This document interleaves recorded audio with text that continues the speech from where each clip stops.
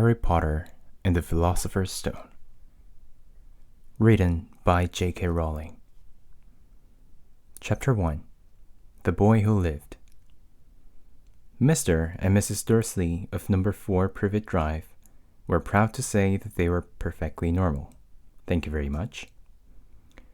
They're the last people you'd expect to be involved in anything strange or mysterious because they just didn't hold with such nonsense. Mr. Dursley was the director of a farm called Grunnings, which made drills. He was a big, beefy man with hardly any neck, although he did have a very large mustache. Mrs. Dursley was thin and blonde and had nearly twice the usual amount of neck, which came in very useful as she spent so much of her time craning over garden fences, spying on the neighbors. The Dursleys had a small son called Dudley, and in their opinion, there was no finer boy anywhere. The Dursleys had everything they wanted, but they also had a secret, and their greatest fear was that somebody would discover it. They didn't think they could bear it if anyone found out about the Potters. Mrs. Potter was Mrs. Dursley's sister, but they hadn't met for several years. In fact, Mrs. Dursley pretended she didn't have a sister, because her sister and her good-for-nothing husband were as un-Dursleyish as it was possible to be. The Dursleys shuddered to think what the neighbors would say if the Potters arrived in the street. The Dursleys knew that the Potters had a small son too, but they had never even seen him. This boy was another good reason for keeping the Potters away. They didn't want Dudley mixing with a child like that. When Mr. and Mrs. Dursley woke up on the Dall, Gray Tuesday, our story starts. There was nothing about the cloudy sky outside to suggest that strange and mysterious things would soon be happening all over the country. Mr. Dursley hummed as he picked out his most boring tie for work, and Mrs. Dursley gossiped away happily as she wrestled the screaming Dudley into his high chair. None of them noticed a large tawny owl flutter past the window. At 8:30, Mr. Dursley picked up his briefcase, pecked Mrs. Dursley on the cheek, and tried to kiss Dudley goodbye, but missed. Because Dudley was now having a tantrum and throwing his cereal at the walls, "Little tyke," chortled Mr. Dursley as he left the house. He got into his car and backed out of number 4's drive. It was on the corner of the street that he noticed the first sign of something peculiar. A cat reading a map. For a second, Mr. Dursley didn't realize what he had seen. Then he jerked his head around to look again. There was a tabby cat standing on the corner of Privet Drive, but there wasn't a map in sight. What could he have been thinking of? It must have been a trick of the light. Mr. Dursley blinked and stared at the cat. It stared back. As Mr. Dursley drove around the corner and up the road, he watched the cat in his mirror. It was now reading the sign that said Privet Drive. No, looking at the sign. Cats couldn't read maps or signs.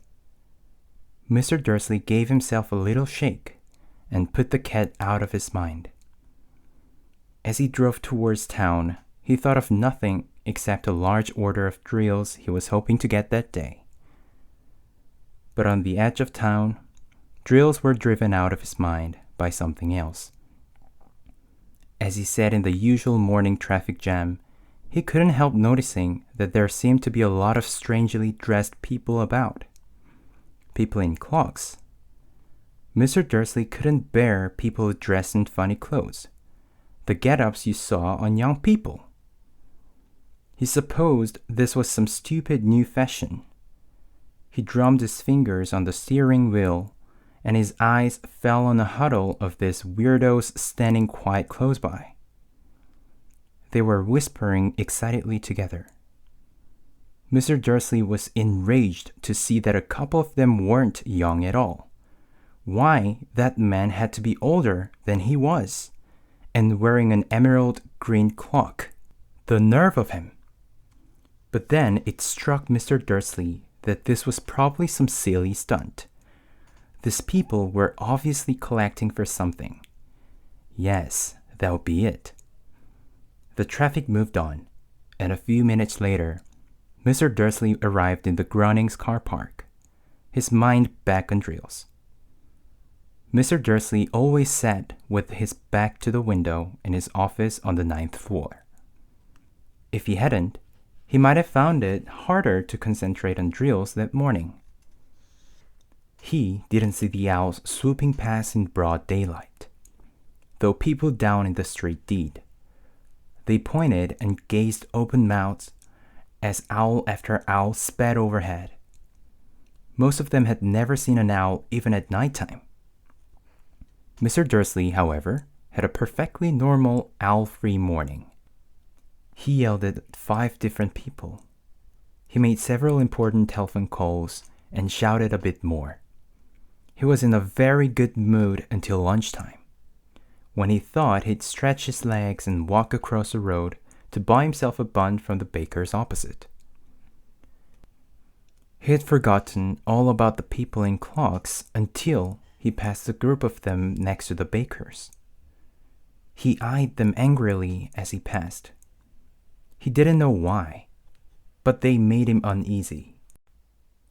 This lot were whispering excitedly too, and he couldn't see a single collecting teen. It was on his way back past them, clutching a large donut in a bag, that he caught a few words of what they were saying. The Potters. That's right. That's what I heard. Yes, their son, Harry. Mr. Dursley stopped dead. Fear flooded him. He looked back at the whisperers as if he wanted to say something to them, but thought better of it. He dashed back across the road, hurried up to his office, snapped at his secretary not to disturb him, seized his telephone, and had almost finished dialing his home number when he changed his mind. He put the receiver back down and stroked his mustache, thinking, no, he was being stupid. Potter wasn't such an unusual name. He was sure there were lots of people called Potter who had a son called Harry. Come to think of it, he wasn't even sure his nephew was called Harry. He had never even seen the boy. It might have been Harvey or Harold. There was no point in worrying Mrs. Dursley. She always got so upset at any mention of her sister. He didn't blame her. If he had a sister like that, but all the same, those people in clocks. He found it a lot harder to concentrate on drills that afternoon. And when he left the building at 5 o'clock, he was still so worried that he walked straight into someone just outside the door. Sorry, he grunted, as a tiny old man stumbled and almost fell. It was a few seconds before Mr. Dursley realized that the man was wearing a violet clock. He didn't seem at all upset at being almost knocked to the ground. On the contrary, his face split into a wide smile, and he said in a squeaky voice that made passers-by stare, "Don't be sorry, my dear sir, for nothing could upset me today. Rejoice, for you know who has gone at last. Even muggles like yourself should be celebrating this happy, happy day." And the old man hugged Mr. Dursley around the middle and walked off. Mr. Dursley stood rooted to the spot. He had been hugged by a complete stranger. He also thought he had been called a muggle, whatever that was. He was rattled. He hurried to his car and set off home, hoping he was imagining things which he had never hoped before, because he didn't approve of imagination. As he pulled into the driveway of number 4, the first thing he saw, and it didn't improve his mood, was a tabby cat he'd spotted that morning. It was now sitting on his garden wall. He was sure it was the same one. It had the same markings around its eyes. "Shoo!" said Mr. Dursley loudly. The cat didn't move.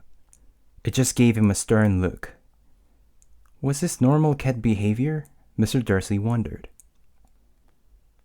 Trying to pull himself together, he let himself into the house. He was still determined not to mention anything to his wife. Mrs. Dursley had had a nice, normal day. She told him over dinner all about Mrs. Next Door's problems with her daughter and how Dudley had learned a new word, shan't. Mr. Dursley tried to act normally. When Dudley had been put to bed, he went into the living room in time to catch the last report on the evening news. And finally, bird watchers everywhere have reported that the nation's owls have been behaving very unusually today. Although owls normally hunt at night and are hardly ever seen in daylight, there have been hundreds of sightings of these birds flying in every direction since sunrise. Experts are unable to explain why the owls have suddenly changed their sleeping pattern. The newsreader allowed himself a grin. Most mysterious. And now, over to Jim McGuffin with the weather. Gonna be any more showers of owls tonight, Jim? Well, Ted, said the weatherman, I don't know about that, but it's not only the owls that have been acting oddly today. Viewers as far apart as Kent, Yorkshire, and Dundee have been phoning in to tell me that instead of the rain I promised yesterday, they've had a downpour of shooting stars. Perhaps people have been celebrating bonfire night early. It's not until next week, folks, but I can promise a wet night tonight. Mr. Dursley sat frozen in his armchair. Shooting stars all over Britain? Owls flying by daylight? Mysterious people in clocks all over the place? And a whisper about the Potters. Mrs. Dursley came into the living room carrying 2 cups of tea. It was no good. He'd have to say something to her. He cleared his throat nervously. Petunia, dear? You haven't heard from your sister lately, have you?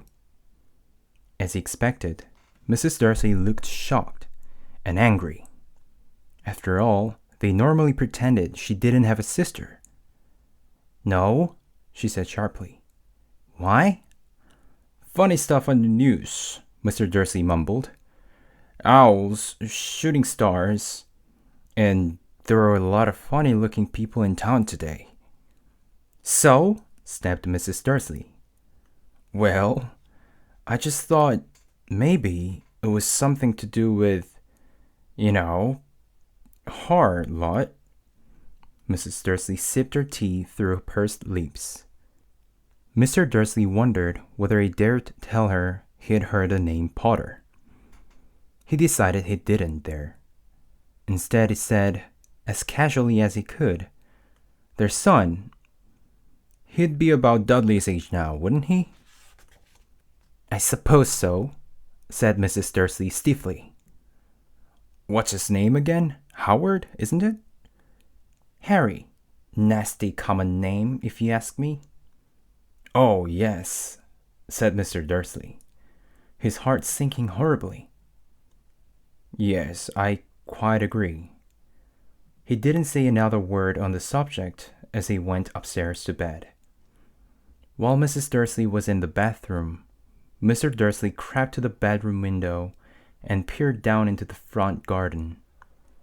The cat was still there. It was staring down Privet Drive as though it was waiting for something. Was he imagining things? Could all this have anything to do with Potters? If it did, if it got out that they were related to a pair of... Well, he didn't think he could bear it. The Dursleys got into bed. Mrs. Dursley fell asleep quickly, but Mr. Dursley lay awake, turning it all over in his mind. His last comforting thought before he fell asleep was that even if the Potters were involved, there was no reason for them to come near him and Mrs. Dursley. The Potters knew very well what he and Petunia thought about them and their kind. He couldn't see how he and Petunia could get mixed up in anything that might be going on. He yawned and turned over. It couldn't affect them. How very wrong he was. Mr. Dursley might have been drifting into an uneasy sleep, but the cat on the wall outside was showing no sign of sleepiness. It was sitting as still as a statue, its eyes fixed unblinkingly on the far corner of Privet Drive.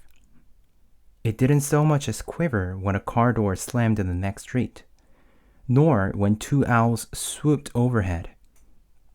In fact, it was nearly midnight before the cat moved at all. A man appeared on the corner the cat had been watching. Appeared so suddenly and silently, you'd have thought he had just popped out of the ground. The cat's tail twitched, and its eyes narrowed. Nothing like this man had ever been seen in Privet Drive. He was tall, thin, and very old, judging by the silver of his hair and beard, which were both long enough to tuck into his belt. He was wearing long robes, a purple cloak which swept the ground, and high-heeled buckled boots. His blue eyes were light, bright, and sparkling behind half-moon spectacles, and his nose was very long and crooked, as though it had been broken at least twice. This man's name was Albus Dumbledore. Albus Dumbledore didn't seem to realize that he had just arrived in a street where everything from his name to his boots was unwelcome. He was busy rummaging in his cloak, looking for something. But he did seem to realize he was being watched, because he looked up suddenly at the cat, which was still staring at him from the other end of the street. For some reason, the sight of the cat seemed to amuse him. He chuckled and muttered, "I should have known." He'd found what he was looking for in his inside pocket. It seemed to be a silver cigarette lighter. He flicked it open, held it up in the air, and clicked it. The nearest street lamp went out with a little pop. He clicked it again. The next lamp flickered into darkness. 12 times he clicked the put-outer, until the only lights left in the whole street were 2 tiny pinpricks in the distance, which were the eyes of the cat watching him. If anyone looked out of their window now, even beady-eyed Mrs. Dursley, they wouldn't be able to see anything that was happening down on the pavement. Dumbledore slipped the put-outer back inside his cloak and set off down the street towards number 4, where he sat down on the wall next to the cat. He didn't look at it, but after a moment, he spoke to it. "Fancy seeing you here, Professor McGonagall." He turned to smile at the tabby, but it had gone. Instead, he was smiling at a rather severe-looking woman who was wearing square glasses exactly the shape of the markings the cat had around its eyes. She too was wearing a cloak, an emerald one. Her black hair was drawn into a tight bun. She looked distinctly ruffled. "How did you know it was me?" she asked. "My dear Professor, I've never seen a cat sit so stiffly."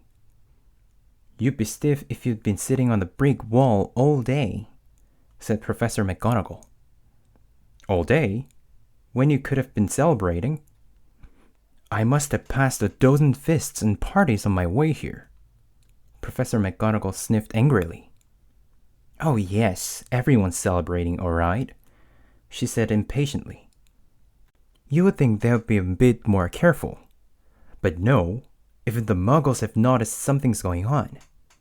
It was on their news." She jerked her head back at the Dursleys' dark living room window. "I heard it. Flocks of owls. Shooting stars. Well, they're not completely stupid." They were bound to notice something. Shooting stars down in Kent. I'll bet that was Daedalus Deagle. He never had much sense. You can't blame them, said Dumbledore gently. We've had precious little to celebrate for 11 years. I know that, said Professor McGonagall irritably. But that's no reason to lose our heads. People are being downright careless, out on the streets in broad daylight, not even dressed in Muggle clothes, swiping rumors. She threw a sharp, sideways glance at Dumbledore here, as though hoping he was going to tell her something. But he didn't, so she went on. A fine thing it would be if, on the very day you-know-who seems to have disappeared at last, the Muggles found out about us all. I suppose he really has gone, Dumbledore? It certainly seems so, said Dumbledore. We have much to be thankful for. Would you care for a sherbet lemon? A what? A sherbet lemon. They're a kind of Muggle sweet I'm rather fond of. No, thank you, said Professor McGonagall coldly, as though she didn't think this was the moment for sherbet lemons. As I say, even if you-know-who has gone, my dear Professor, surely a sensible person like yourself can call him by his name. All this you-know-who nonsense for 11 years I have been trying to persuade people to call him by his proper name, Voldemort. Professor McGonagall flinched, but Dumbledore, who was unsticking 2 sherbet lemons, seemed not to notice. It all gets so confusing if we keep saying you-know-who. I've never seen any reason to be frightened of saying Voldemort's name. I know you haven't, said Professor McGonagall, sounding half exasperated, half admiring. But you're different. Everyone knows you're the only one you know. Oh, all right, Voldemort was frightened of. You flatter me, said Dumbledore calmly. Voldemort had powers I will never have. Only because you're too, noble to use them. It's lucky it's dark. I haven't blushed so much since Madame Pomfrey told me she liked my new earmuffs. Professor McGonagall shot a sharp look at Dumbledore and said, The owls are nothing to the rumors that are flying around. You know what everyone's saying? About why he's disappeared. About what finally stopped him. It seemed that Professor McGonagall had reached the point she was most anxious to discuss. The real reason she had been waiting on the cold, hard wall all day, for neither as a cat nor as a woman had she fixed Dumbledore with such a piercing stare as she did now. It was plain that whatever everyone was saying, she was not going to believe it until Dumbledore told her it was true. Dumbledore, however, was choosing another sherbet lemon and did not answer. What they're saying, she pressed on, is that last night Voldemort turned up in Godric's Hollow. He went to find the Potters. The rumor is that Lily and James Potter they're dead. Dumbledore bowed his head. Professor McGonagall gasped. Lily and James. I can't believe it. I didn't want to believe it. Oh, Albus. Dumbledore reached out and patted her on the shoulder. I know, he said heavily. Professor McGonagall's voice trembled as she went on. That's not all. They're saying he tried to kill the Potter's son, Harry. But he couldn't. He couldn't kill that little boy. No one knows why or how, but they're saying that when he couldn't kill Harry Potter, Voldemort's power somehow broke, and that's why he's gone. Dumbledore nodded glumly. It's true? Faltered Professor McGonagall. After all he's done, all the people he's killed, he couldn't kill a little boy? It's just astounding. Of all the things to stop him, but how in the name of heaven did Harry survive? We can only guess, said Dumbledore. We may never know. Professor McGonagall pulled out a lace handkerchief and dabbed at her eyes beneath her spectacles. Dumbledore gave a great sniff as he took a golden watch from his pocket and examined it. It was a very odd watch. It had 12 hands but no numbers. Instead, little planets were moving around the edge. It must have made sense to Dumbledore, though, because he put it back in his pocket and said, Hagrid's late. I suppose it was he who told you I'd be here. By the way? Yes, said Professor McGonagall. And I don't suppose you're going to tell me why you're here of all the places? I've come to bring Harry to his aunt and uncle. They're the only family he has left now. You can't mean the people who live here, cried Professor McGonagall, jumping to her feet and pointing at number 4. Dumbledore, you can't. I've been watching them all day. You couldn't find 2 people who are less like us. And they've got the son. I saw him kicking his mother all the way up the street, screaming for sweets. Harry Potter, come and live here. It's the best place for him, said Dumbledore firmly. His aunt and uncle will be able to explain everything to him when he's older. I've written them a letter. A letter? Repeated Professor McGonagall faintly, sitting back down on the wall. Really, Dumbledore, you think you can explain all this in a letter? These people will never understand him. He'll be famous, a legend. I wouldn't be surprised if today was known as Harry Potter Day in the future. There will be books written about Harry. Every child in our world will know his name. Exactly, said Dumbledore, looking very seriously over the top of his half-moon glasses. It'll be enough to turn any boy's head. Famous before he can walk and talk. Famous for something he won't even remember. Can't you see how much better off he'll be growing up away from all that until he's ready to take it? Professor McGonagall opened her mouth, changed her mind, swallowed, and then said, Yes, you're right, of course. But how is the boy getting here, Dumbledore? She eyed his clock suddenly, as though she thought he might be hiding Harry underneath it. Hagrid's bringing him.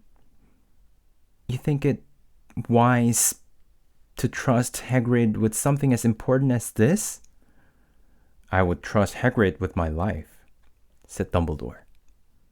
I'm not saying his heart isn't in the right place, said Professor McGonagall grudgingly. But you can't pretend he's not careless. He does tend to... What was that? A low rumbling sound had broken the silence around them.